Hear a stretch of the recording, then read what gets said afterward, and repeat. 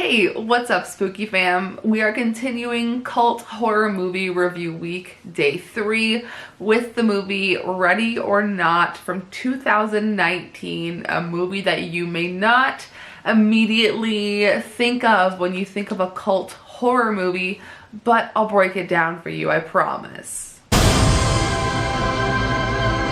So I admittedly didn't watch this movie until last month, and that is because I thought it was going to be like a stupid gimmicky like teenage popcorn flick, but oh, was I wrong. This movie was probably the first movie I gave an immediate 5 out of 5 to watching this year.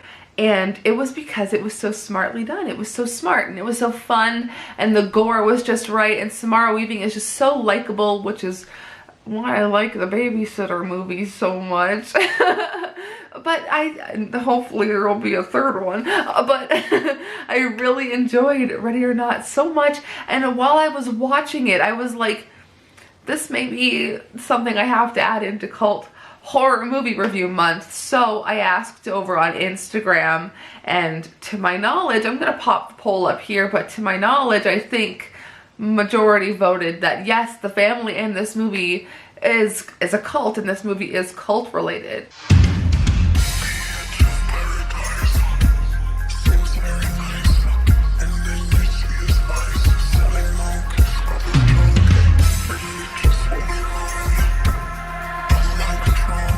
Before we get into this, please go ahead and check out all of my links down below if you would like to see any more of me. If you would like to see any reaction videos to music reactions, you can check out my main channel. But let's get into Ready or Not. This is about Grace, a newlywed who is hunted by her spouse's family as part of a wedding night ritual. And just hearing that, that's when my head goes, oh, this ritual, I just maybe think of any cult when I hear of ritual because of the movie The Ritual, which was fantastic, by the way. So let's do a brief chat about the movie. Full spoilers ahead. Let's do a brief chat about the movie, and then we'll get into why I specifically picked this movie to be in this week. I'm going to introduce character names in this one, so follow along because it's a lot. The movie opens with a wounded man yelling for help, and he stumbles upon 2 kids, and instead of helping, they yell, "He's in here," and the man is killed. The whole scene here sets the tone for the Ready or Not premise. So actually, I'm not sure if I wrote that down properly. I'm not sure if only one of the kids finds him or both of the kids finds him. Either way, probably a traumatic childhood for both of those children. 30 years later, we see the child grown up, and his name is Daniel, who is actually played by Seth Cohen himself, Adam Brody. And we're also introduced to his brother Alex. He's now the founder of the Le Domas Games Company, and he is set to marry Grace, who was a former foster child that is played by Samara Weaving. On the wedding day, Grace meets the family, who are all quite eccentric in their own ways, and all of them are like very likable and hateable at the same time. Alex's father, Tony, explains that one of the family's ancestors, named Victor Le Domas, made a deal with a man named LaBelle to build the Le Domas fortune in exchange for the family observing a tradition. Every new member to the family must play a game, and to do that they must draw a game card from LaBelle's game box. Grace picks hide and seek and initially doesn't take it seriously. Like, if anyone ever asks me to play hide and seek, I am initially like, absolutely not. I feel like the last time I played hide and seek, it was maybe when I was 19 and I got stuck in a car window, but I digress. Anyways, hide and seek. She doesn't take it seriously initially, so she goes to hide, but the family arms themselves. Later, Alex reveals that his family is cursed, and this is where I was a little conflicted to either is it a cult movie or not, because a curse, but we'll get there eventually. Anyways, later Alex reveals that his family is cursed, and if they fail to win, they die at dawn.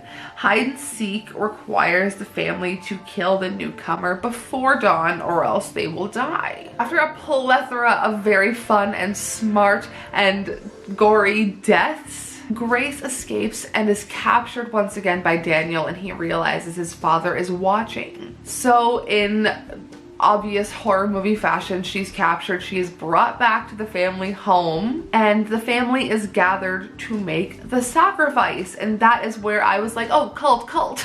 They drink from a ceremonial cup and vomit blood, which was kind of shocking, I'm not gonna lie to you. Daniel frees Grace, revealing he laced the cup with a non-lethal dose of hydrochloric acid, but Daniel is shot in the neck, being left to bleed out. Alex goes to rescue Grace, but she pulls away, and he realizes that obviously she is going to run away, like she's gonna do her thing, does not want anything to do with her, with him, so he tries to kill her. Trying to kill her as in trying to complete the ritual with the leftover remaining members of the family. Grace breaks free before the sun rises, which was a little predictable, I'm not gonna lie, but that doesn't take away from my rating. The remaining members of the family brace for death, but absolutely nothing happens, or so they think.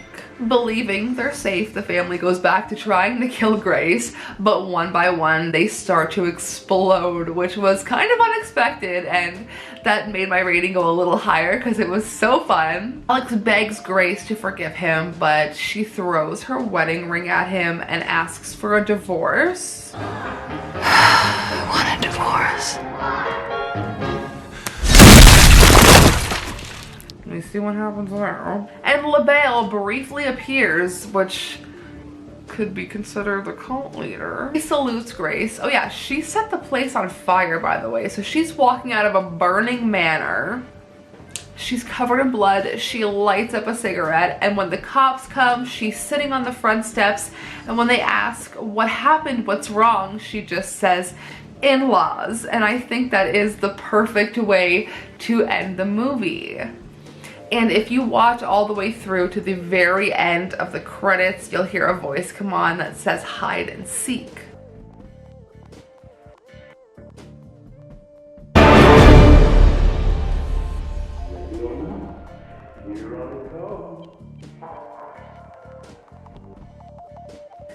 So why is this a cult movie? Why did I think this would be a cult movie? Why did I even want to talk about this?